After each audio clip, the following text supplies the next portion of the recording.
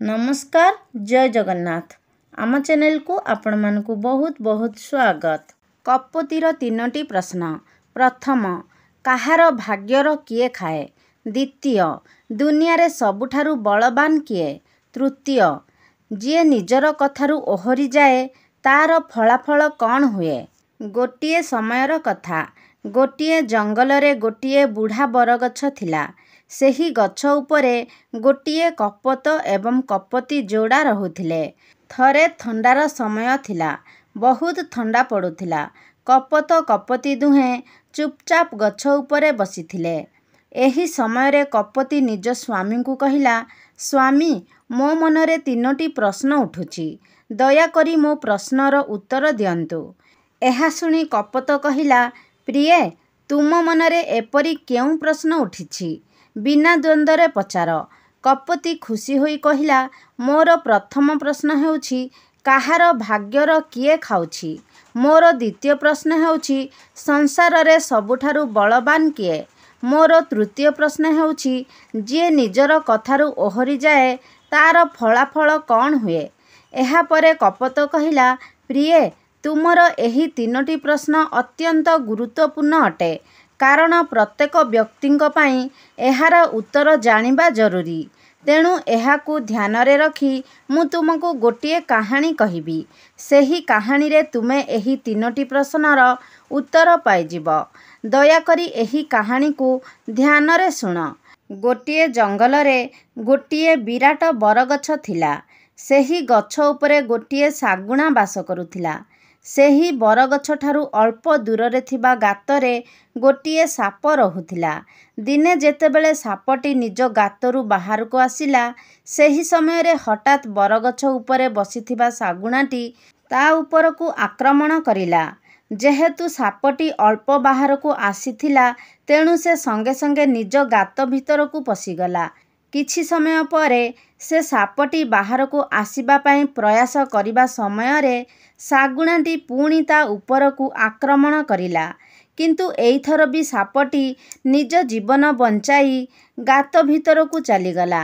ଏହିପରି ସାପଟି ଯେତେଥର ଚେଷ୍ଟା କରିଲା ବାହାରକୁ ବାହାରିବା ପାଇଁ, ଶାଗୁଣାଟି ତା ଉପରକୁ ଆକ୍ରମଣ କରିବାକୁ ଲାଗିଲା। କାରଣ ଶାଗୁଣାଟି ମନେ ମନେ ଭାବୁଥିଲା ଯେ ଯେତେବେଳେ ସାପଟି ବାହାରକୁ ଆସିବ, ମୁଁ ତାକୁ ମୋର ଖାଦ୍ୟ ବନାଇବି। କିନ୍ତୁ ଅନ୍ୟପଟେ ସାପଟି ସେହି ଗାତରେ ଲୁଚି ରହିଥିଲା। ଦୀର୍ଘ ସମୟ ପର୍ଯ୍ୟନ୍ତ ସାପଟି ବାହାରକୁ ବାହାରି ପାରିଲା ନାହିଁ। ତେଣୁ ସେ ଭୋକରେ ଛଟପଟ ହେବାରେ ଲାଗିଲା। କିନ୍ତୁ କିଛି ଉପାୟ ନଥିଲା। କାରଣ ଖାଦ୍ୟ ପାଇଁ ଯଦି ସେ ବାହାରକୁ ଯିବ, ତେବେ ନିଜେ ଶାଗୁଣାର ଖାଦ୍ୟ ହୋଇଯିବ। ଏହି ସମୟରେ ସେ ମନେ ମନେ ଚିନ୍ତା କରିଲା, ହେ ଭଗବାନ, କେମିତି ବି ହେଉ ଯଦି ରାଜା ବିକ୍ରମାଦିତ୍ୟ ଏଠାକୁ ଆସନ୍ତି, ତେବେ ସେ ମୋତେ ଏହି ସଙ୍କଟରୁ ଉଦ୍ଧାର କରି ଦେଇଥାନ୍ତେ। କାରଣ ସେ ଅନ୍ୟମାନଙ୍କୁ ଅସୁବିଧାରୁ ରକ୍ଷା କରନ୍ତି। ରାଜା ବିକ୍ରମାଦିତ୍ୟ ହିଁ ମୋତେ ଏଥିରୁ ରକ୍ଷା କରିପାରିବେ। ଏମିତି ଭାବି ସାପଟି ଗାତ ଭିତରେ ଲୁଚି ରହିଥାଏ ଏବଂ ଯିଏ ବି ସେହି ପଥ ଦେଇ ଯାଏ, ତାକୁ ଭିତରୁ ଥାଇ ସାପଟି ଗୁହାରି ଜଣାଏ ଯେ, କିଏ ଏଇ ରାସ୍ତା ଦେଇ ଯାଉଛ ଭାଇ? ଦୟାକରି ରାଜାଙ୍କୁ ମୋର ବାର୍ତ୍ତା ଦେଇଦିଅ ଯେ ସେ ଏଠାକୁ ଆସି ମୋତେ ଏଠାରୁ ଉଦ୍ଧାର କରନ୍ତୁ।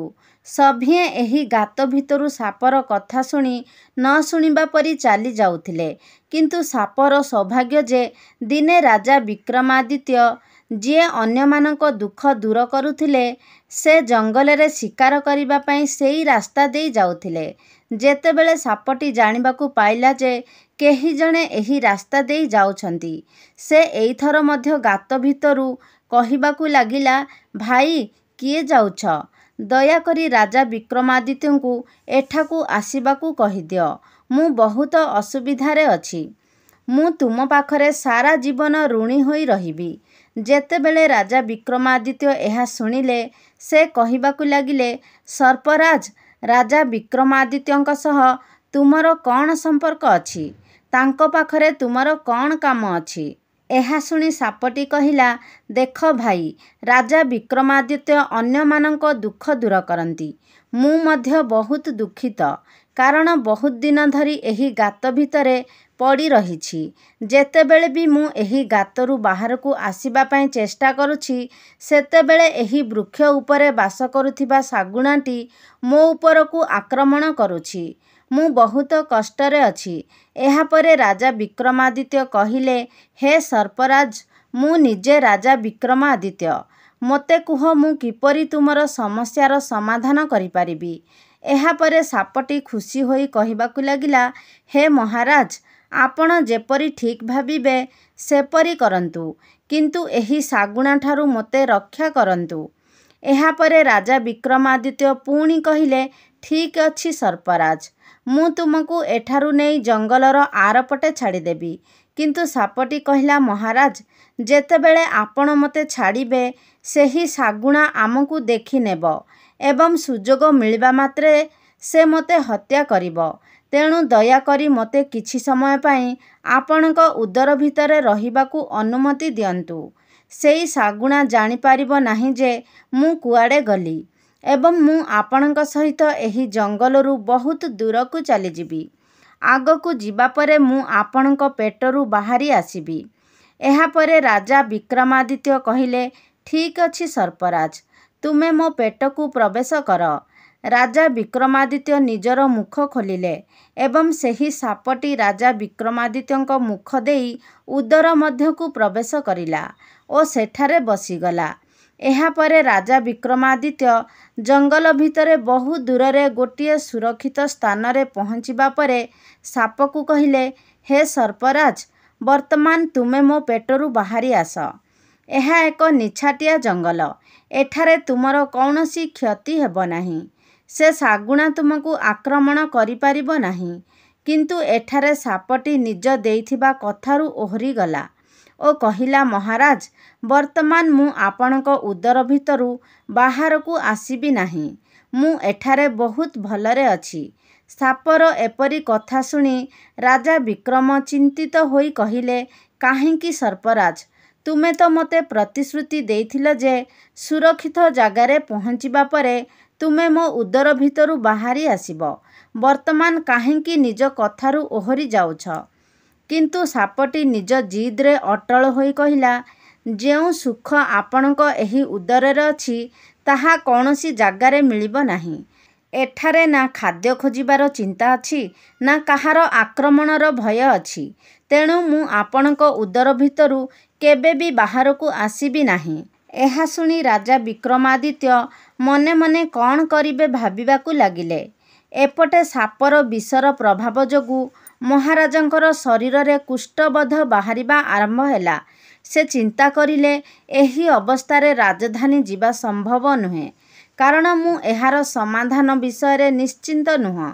ତେଣୁ ମୋତେ ଏହି ଜଙ୍ଗଲରେ ରହିବାକୁ ପଡ଼ିବ। ସେପଟେ ଏହି ସାପ କବଳରୁ ମୁକୁଳିବାର ରାସ୍ତା ମଧ୍ୟ ଖୋଜିବାକୁ ହେବ। ଏହା ଭାବି ସେ ଗୋଟିଏ ଗଛ ତଳେ ଏକ କୁଟୀର ନିର୍ମାଣ କରି ସେଠାରେ ଶୋଇଗଲେ। ତାଙ୍କ ଶରୀରର କୁଷ୍ଠବଧରୁ ପୂଜ ବୋହିବା ଆରମ୍ଭ ହେଲା, ଯାହା ପ୍ରକୃତରେ ସାପର ବିଷ ଥିଲା। ଏପଟେ ରାଜା ବିକ୍ରମାଦିତ୍ୟଙ୍କ ଉଦରରେ ସାପ କୁଣ୍ଡଳୀ ଜମାଇ ବସିଥିଲା। ରାଜା ବିକ୍ରମାଦିତ୍ୟଙ୍କ ସମୟରେ ଏକ ପ୍ରସିଦ୍ଧ ଜନବସତି ଶ୍ରାବସ୍ତୀ ଥିଲା। ମହାରାଜ ତାମ୍ରଧ୍ୱଜ ଶ୍ରାବସ୍ତୀ ନଗରର ରାଜା ଥିଲେ। ତାଙ୍କର 3ଟି ଝିଅ ଥିଲେ। ରାଜା ତାମ୍ରଧ୍ୱଜ ଜଣେ ଅହଙ୍କାରୀ ପୁରୁଷ ଥିଲେ। ଥରେ ଏହି ଅହଙ୍କାରୀ ରାଜା ନିଜ ଝିଅମାନଙ୍କୁ ପଚାରିଲେ, ତୁମେମାନେ କାହା ଭାଗ୍ୟର ଖାଉଛ? ରାଜାଙ୍କ ଭୟରେ ପ୍ରଥମ 2 ଝିଅ ଉତ୍ତର ଦେଲେ, ବାପା, ଆମେ କେବଳ ତୁମ ଭାଗ୍ୟର ଖାଉଛୁ। କିନ୍ତୁ ରାଜାଙ୍କ ସାନ ଝିଅ ଚିତ୍ରରେଖା ନିଜ ପିତାଙ୍କ ପ୍ରଶ୍ନର ଉତ୍ତର ଦେବାକୁ ଯାଇ କହିଲେ, ବାପା, ମୁଁ କାହା ଭାଗ୍ୟର ଖାଉନାହିଁ। ମୁଁ କେବଳ ମୋ ନିଜ ଭାଗ୍ୟର ନିଜେ ଖାଉଛି। ସାନ ଝିଅର କଥା ଶୁଣି ରାଜା ବହୁତ ରାଗିଗଲେ ଏବଂ ରାଜ ପୁରୋହିତଙ୍କୁ ଡାକି କହିଲେ, ପୁରୋହିତ ମହାଶୟ, ମୋର ଏହି 2 ଝିଅଙ୍କ ପାଇଁ କୌଣସି ବିବାହଯୋଗ୍ୟ ରାଜାପୁଅ ଖୋଜିବ ଏବଂ ଏହି ଦୁଷ୍ଟ ଝିଅର ବିବାହ କୌଣସି ବୟସ୍କ, ଅନ୍ଧ, ଛୋଟା ବା କୌଣସି କୁଷ୍ଠରୋଗୀ ସହିତ କରାଇ ଦିଅ। ଠିକ୍ ସେପରି ହିଁ ଘଟିଲା। ରାଜପୁରୋହିତ ପ୍ରଥମ 2 ଝିଅ ପାଇଁ ରାଜକୁମାରଙ୍କ ପ୍ରସ୍ତାବ ଖୋଜି ସେମାନଙ୍କ ବିବାହ କରାଇଦେଲେ। ଏହାପରେ ସାନ ଝିଅ ଚିତ୍ରରେଖା ପାଇଁ ରାଜାଙ୍କ କହିବା ଅନୁସାରେ ବୟସ୍କ ଅନ୍ଧ ଛୋଟା କିମ୍ବା କୁଷ୍ଠରୋଗୀର ପ୍ରସ୍ତାବ ଖୋଜି ଖୋଜି ସେହି କୁଟୀରରେ ପହଞ୍ଚିଲେ ଯେଉଁଠାରେ ରାଜା ବିକ୍ରମାଦିତ୍ୟ ଥିଲେ। ଯେହେତୁ ରାଜା ବିକ୍ରମାଦିତ୍ୟ ଜଣେ କୁଷ୍ଠବଧ ରୋଗୀ ଥିଲେ ତେଣୁ ତାଙ୍କ ସହ ଚିତ୍ରରେଖାର ବିବାହ କରାଇଦେଲେ। ରାଜା ବିକ୍ରମାଦିତ୍ୟଙ୍କ ପରି ଜଣେ ଶକ୍ତିଶାଳୀ ରାଜା ସମୟର କବଳରେ ଆସି ଜଣେ କୁଷ୍ଠରୋଗୀଙ୍କ ଜୀବନ ଅତିବାହିତ କରୁଥିଲେ। ଚିତ୍ରରେଖା ଜଣେ ଧର୍ମପରାୟଣ ସ୍ତ୍ରୀ ଥିଲେ। ସେ ସର୍ବଦା ମନ ପ୍ରାଣ ଦେଇ ନିଜ ସ୍ୱାମୀଙ୍କ ସେବା କରୁଥିଲେ। ରାଜା ତାମ୍ରଧ୍ୱଜଙ୍କ ଅନ୍ୟ 2 ଝିଅ ରାଜପରିବାରରେ ବିବାହ କରି ବହୁତ ଖୁସିରେ ଜୀବନ ବିତାଉଥିବା ବେଳେ ଚିତ୍ରରେଖା ରାଜା ବିକ୍ରମାଦିତ୍ୟଙ୍କ ସହ ଏକ ଦୁଃଖୀ ଜୀବନ ବିତାଉଥିଲେ। କଥାରେ ଅଛି, ଯିଏ ନିଜର ନୀତି ଓ ସିଦ୍ଧାନ୍ତକୁ ବଜାୟ ରଖି ଧର୍ମର ଅନୁସରଣ କରିଥାଏ ବିଧାତା ତାଙ୍କୁ ସର୍ବଦା ଖୁସିରେ ରହିବାକୁ ପସନ୍ଦ କରନ୍ତି। ଭଗବାନ ତାର ସବୁ ଦୁଃଖ ଦୂର କରନ୍ତି। ତେଣୁ ଚିତ୍ରରେଖା ରାଜା ବିକ୍ରମାଦିତ୍ୟଙ୍କ ସହ ସେହି କୁଟୀରରେ ଅନେକ ଦିନ ଅତିବାହିତ କରନ୍ତି। ତାପରେ ଚିତ୍ରରେଖାଙ୍କ ଦୁଃଖର ଦିନ ଶେଷ ହେବାର ସମୟ ଆସିଗଲା। ସେହି କୁଟୀର ନିକଟରେ ଗୋଟିଏ ପିପଳି ଗଛ ଥିଲା। ସେହି ଗଛ ତଳେ ଥିବା ଗାତ ଭିତରେ ଅନ୍ୟ ଗୋଟିଏ ସାପ ବାସ କରୁଥିଲା। ଦିନେ ରାତିରେ ଯେତେବେଳେ ରାଜା ବିକ୍ରମାଦିତ୍ୟ ଶୋଇଯାଇଥିଲେ ଏବଂ ଚିତ୍ରରେଖା ବିକ୍ରମାଦିତ୍ୟଙ୍କ ସେବା କରୁଥିଲେ ସେହି ସମୟରେ ଗଛ ତଳେ ଥିବା ଗାତରୁ ସାପଟି ବାହାରି ଆସି ରାଜାଙ୍କ ଉଦରରେ ଥିବା ସାପକୁ କୁହେ, ଆରେ ବନ୍ଧୁ, ତୁମେ ତୁମର କଥାରୁ କାହିଁକି ଓହରିଗଲ? ତୁମେ ମହାରାଜ ବିକ୍ରମାଦିତ୍ୟଙ୍କୁ କଥା ଦେଇଥିଲ ଯେ ଯେତେବେଳେ ସେ ତୁମକୁ ନେଇ ସେହି ଜଙ୍ଗଲ ବାହାରକୁ କୌଣସି ସୁରକ୍ଷିତ ସ୍ଥାନରେ ପହଞ୍ଚାଇବେ ସେତେବେଳେ ତୁମେ ତାଙ୍କ ଉଦରରୁ ବାହାରକୁ ଆସିଯିବ। କିନ୍ତୁ ମହାରାଜ ବିକ୍ରମାଦିତ୍ୟ ତୁମକୁ ଏହି ସୁରକ୍ଷିତ ଜାଗାକୁ ନେଇ ଆସିଲେ କିନ୍ତୁ ତୁମେ ତୁମର କଥାରୁ ଓହରିଗଲ ଓ ତାଙ୍କ ଉଦର ଭିତରେ ହିଁ ରହିଲ। ତୁମର ବିଷର ପ୍ରଭାବରୁ ତାଙ୍କ ଶରୀରରେ କୁଷ୍ଠଘା ବାହାରିଲା। ସେ କେତେ କଷ୍ଟରେ ଏଠାରେ ଅଛନ୍ତି। ତୁମେ କ'ଣ ନିଜର ଭୁଲ ପାଇଁ ଲଜ୍ଜିତ ନୁହଁ? କାରଣ ଏହି ସମୟରେ ରାଜା ବିକ୍ରମାଦିତ୍ୟ ଠିକ୍ ଥିଲେ। କିଏ ଜାଣେ କେତେ ନିରୀହ ଜୀବନକୁ ଦୁଃଖରୁ ମୁକ୍ତି ଦେଇଥାନ୍ତେ। ଏହାପରେ ସାପଟି ପୁଣି ରାଗିଯାଇ କହିଲା, ଯଦି କେହି ଆମ କଥା ଶୁଣୁଥାଏ ତେବେ ମୁଁ ତୁମର ମୃତ୍ୟୁ ପାଇଁ ରାସ୍ତା କହିବି। ଯଦି କେହି ଏକ ଗ୍ଲାସ ଗଙ୍ଗାଜଳ ଆଣି ଏହି ରାଜାଙ୍କୁ ପିଆଇ ଦିଏ ତେବେ ତୁମେ ସେହି ସମୟରେ 100 ଖଣ୍ଡରେ ବିଭକ୍ତ ହୋଇଯିବ ଏବଂ ମଳରେ ବାହାରକୁ ବାହାରିଯିବ। ସାପର ଏପରି କଥା ଶୁଣି ରାଜାଙ୍କ ଉଦରରେ ଥିବା ସାପଟି ରାଗିଯାଇ ତାକୁ କହିଲା, ମୁଁ ବି ତୁମ ପରି କାହାକୁ ଦେଖି ନାହିଁ ଯେ ଯିଏ ଧନର ଭଣ୍ଡାର ଉପରେ ନିଜର କୁଣ୍ଡଳୀ ଜମାଇ ବସିଥିବ ସେହି ଧନ ମଧ୍ୟ ମଣିଷ ସମ୍ପ୍ରଦାୟର କଲ୍ୟାଣ ପାଇଁ କେତେ ହିତକର ହୋଇଥାନ୍ତା, ଅନେକ ମଣିଷକୁ ଉପକୃତ କରିଥାନ୍ତା। ମୁଁ ମଧ୍ୟ ଆଜି ତୁମର ମୃତ୍ୟୁର ରାସ୍ତା କହୁଛି। ଯିଏ ବି ହଳଦିଆ ତେଲ ଗରମ କରି ତୁମର ଗର୍ତ୍ତରେ ଢାଳିବ ସେହି ସମୟରେ ତୁମର ମୃତ୍ୟୁ ନିଶ୍ଚିତ। ଏହାପରେ ସେହି ଗର୍ତ୍ତକୁ ଖନନ କରିଲେ ବିପୁଳ ଧନ ପାଇବ। ସେ ଉଭୟ ସାପଙ୍କ କଥା ଚିତ୍ରରେଖା ବହୁତ ଧ୍ୟାନରେ ଶୁଣୁଥିଲେ। ସେ ମନେ ମନେ ଭାବିଲେ ଯେ ମୋ ସ୍ୱାମୀ ହେଉଛନ୍ତି ରାଜା ବିକ୍ରମାଦିତ୍ୟ ଏବଂ ତାଙ୍କ ଉଦରରେ ଗୋଟିଏ ସାପ ଅଛି। ସେଥିପାଇଁ ରାଜାଙ୍କ ଶରୀରରେ ଏପରି କୁଷ୍ଠ ଘା ବାହାରୁଛି। ଏହାପରେ ସେ ଜଣେ ଋଷିଙ୍କ ଆଶ୍ରମକୁ ଯାଇ ଋଷିଙ୍କୁ ଅନୁରୋଧ କରି କହିଲେ, ମହାତ୍ମା, ମୋତେ ଏକ ଗ୍ଲାସ ଗଙ୍ଗାଜଳ ଦିଅନ୍ତୁ। ମୋର ଆବଶ୍ୟକ ଅଛି। ଏହା ଶୁଣି ଋଷି କହିଲେ, ଝିଅ, ତୁମେ କିଏ ଏବଂ ଗଙ୍ଗାଜଳ କ'ଣ କରିବ? ଚିତ୍ରରେଖା ହାତ ଯୋଡ଼ି କହିଲେ, ହେ ମୁନିବର, ମୁଁ ରାଜା ତାମ୍ରଧ୍ୱଜଙ୍କ ଝିଅ ଚିତ୍ରରେଖା। ମୋର ସ୍ୱାମୀଙ୍କ ଔଷଧ ପାଇଁ ଗଙ୍ଗାଜଳ ଦରକାର। ତାଙ୍କ କଥା ଶୁଣି ଋଷି ତାଙ୍କୁ ଏକ ଗ୍ଲାସ ଗଙ୍ଗାଜଳ ଦେଲେ। ଏହାପରେ ଚିତ୍ରରେଖା ଗଙ୍ଗାଜଳ ସହ ଶୀଘ୍ର ଯାଇ ମହାରାଜ ବିକ୍ରମାଦିତ୍ୟଙ୍କ ନିକଟରେ ପହଞ୍ଚିଥିଲେ ଓ କହିଲେ, ମହାରାଜ, ଏହା ଆପଣଙ୍କ ଘାକୁ ସୁସ୍ଥ କରିବା ପାଇଁ ଔଷଧ। ଏହାକୁ ଆପଣ ଗ୍ରହଣ କରନ୍ତୁ। ଏହାପରେ ନିଜ ସ୍ତ୍ରୀଙ୍କ କଥା ଶୁଣି ମହାରାଜା ସେହି ଗଙ୍ଗାଜଳ ପାନ କରିଲେ ଯାହାଦ୍ୱାରା ତାଙ୍କ ଶରୀରରେ ଥିବା ସାପଟି ଖଣ୍ଡ ବିଖଣ୍ଡ ହୋଇଗଲା ଓ ଧୀରେ ଧୀରେ ମହାରାଜାଙ୍କ ଶରୀରରୁ ମଳରେ ବାହାରିଗଲା। ବର୍ତ୍ତମାନ ରାଜା ସୁସ୍ଥ ହେବାକୁ ଲାଗିଲେ ଏବଂ କିଛି ଦିନ ମଧ୍ୟରେ ରାଜାଙ୍କ ଶରୀରର ସମସ୍ତ ବଥ ଠିକ୍ ହୋଇଗଲା। ରାଜା ପୂର୍ବପରି ସୁସ୍ଥ ହୋଇଗଲେ। ଏହାପରେ ଚିତ୍ରରେଖା ରାଜା ବିକ୍ରମାଦିତ୍ୟଙ୍କୁ କହିଲେ, ହେ ମହାରାଜ, ଆପଣ ସହରକୁ ଯାଇ ହଳଦିଆ ତେଲର ଗୋଟିଏ ଡବା ନେଇ ଆସନ୍ତୁ। ରାଜା ବିକ୍ରମ କହିଲେ, ଆରେ ଚିତ୍ରରେଖା, ତୁମେ ଏହି ତେଲ କ'ଣ କରିବ? ଚିତ୍ରରେଖା ଉତ୍ତର ଦେଲେ, ଆପଣ ପ୍ରଥମେ ନେଇ ଆସନ୍ତୁ, ମୁଁ ପରେ ସବୁ କଥା କହିବି। ଏହାପରେ ରାଜା ତେଲର ଡବା ନେଇ ଆସିଲେ। ଚିତ୍ରରେଖା ନିଆଁ ଜଳାଇ ସେହି ତେଲକୁ ଗରମ କରିଲେ ଓ ତାକୁ ସେହି ସାପର ଗର୍ତ୍ତରେ ଢାଳିଦେଲେ। ଗରମ ତେଲ ଗର୍ତ୍ତରେ ପଡ଼ିବା ମାତ୍ରେ ତା ଭିତରେ ଥିବା ସାପଟି ମରିଗଲା। ଚିତ୍ରରେଖା ମହାରାଜ ବିକ୍ରମାଦିତ୍ୟଙ୍କୁ ସେହି ଗର୍ତ୍ତଟି ଖୋଲିବାକୁ କହିଲେ। ଯେତେବେଳେ ରାଜା ବିକ୍ରମାଦିତ୍ୟ ସେହି ସ୍ଥାନକୁ ଖୋଲିଲେ, ସେଠାରୁ ବିପୁଳ ଧନ ସମ୍ପତ୍ତି ବାହାରିଲା। ଏହାପରେ ଚିତ୍ରରେଖା ରାଜାଙ୍କୁ କହିଲେ, ମହାରାଜ, ଦେଖନ୍ତୁ, ମୁଁ ଜାଣେ ଆପଣ ଉଜ୍ଜୟିନୀର ରାଜା ବିକ୍ରମାଦିତ୍ୟ, କିନ୍ତୁ ମୋ ବାପା ମୋତେ ଅପମାନିତ କରି ଜଣେ କୁଷ୍ଠରୋଗୀଙ୍କ ସହ ବିବାହ ଦେଇଛନ୍ତି, କିନ୍ତୁ ମୁଁ ମୋର ଭାଗ୍ୟର ଖାଏ। ଏହି କଥାର ପ୍ରମାଣ ପାଇଁ ଏହି ସ୍ଥାନରେ ମୋ ବାପାଙ୍କ ମହଲଠାରୁ ଆହୁରି ଏକ ଭଲ ମହଲ ଏଠାରେ କରାଇ ଦିଅନ୍ତୁ। ଏହା ଶୁଣି ମହାରାଜ ବିକ୍ରମାଦିତ୍ୟ କହିଲେ, ଚିତ୍ରରେଖା, ତୁମେ ଏମିତି କ'ଣ କହୁଛ? ମୁଁ ଉଜ୍ଜୟିନୀର ରାଜା, ଆମେ ଏଠାରେ ମହଲ କାହିଁକି ନିର୍ମାଣ କରିବା? ତୁମେ ଉଜ୍ଜୟିନୀକୁ ଚାଲ। କିନ୍ତୁ ଚିତ୍ରରେଖା ନିଜ କଥାରେ ଅଟଳ। ତେଣୁ ବାଧ୍ୟ ହୋଇ ରାଜା ବିକ୍ରମାଦିତ୍ୟ ସେଠାରେ ଗୋଟିଏ ମହଲ ନିର୍ମାଣ କରିଲେ। କଥାରେ ଅଛି, ସମୟ ବଡ଼ ବଳବାନ। ଯାହାର ସମୟ ଭଲ ଅଛି ସେ ଅଗ୍ରଗତି କରେ ଏବଂ ଯାହାର ସମୟ ଖରାପ ସେ ଅବନତି ଆଡ଼କୁ ଗତି କରେ। ରାଜା ତାମ୍ରଧ୍ୱଜଙ୍କୁ ଅନ୍ୟ ଜଣେ ରାଜା ଆକ୍ରମଣ କରନ୍ତି। ସେହି ଆକ୍ରମଣରେ ରାଜା ତାମ୍ରଧ୍ୱଜ ପରାସ୍ତ ହୋଇଗଲେ। ରାଜା ତାଙ୍କ ପରିବାର ସହିତ ଜୀବନ ବଞ୍ଚାଇ ଚିତ୍ରରେଖା ରହୁଥିବା ଜଙ୍ଗଲରେ ପହଞ୍ଚିଥିଲେ ଓ ବୁଲି ବୁଲି ଚିତ୍ରରେଖା ଏବଂ ରାଜା ବିକ୍ରମାଦିତ୍ୟଙ୍କ ମହଲ ନିକଟ ଦେଇ ଯାଉଥିଲେ। ମହଲର ଛାତ ଉପରୁ ସେମାନଙ୍କୁ ଦେଖି ଚିତ୍ରରେଖା ନିଜ ପିତାଙ୍କୁ ଚିହ୍ନିଥିଲେ ଓ ଜଣେ ସେବକଙ୍କୁ ପଠାଇ ମହାରାଜ ତାମ୍ରଧ୍ୱଜଙ୍କୁ ଡକାଇଲେ। ତାମ୍ରଧ୍ୱଜ ଭାବିଲେ, ଇଏ କିଏ? ସେ ଆମକୁ କାହିଁକି ଡାକୁଛନ୍ତି? ଏହାପରେ ଯେତେବେଳେ ଚିତ୍ରରେଖାକୁ ଦେଖିଲେ, ସେ ନିଜ ଝିଅକୁ ଚିହ୍ନି ପାରିଲେ।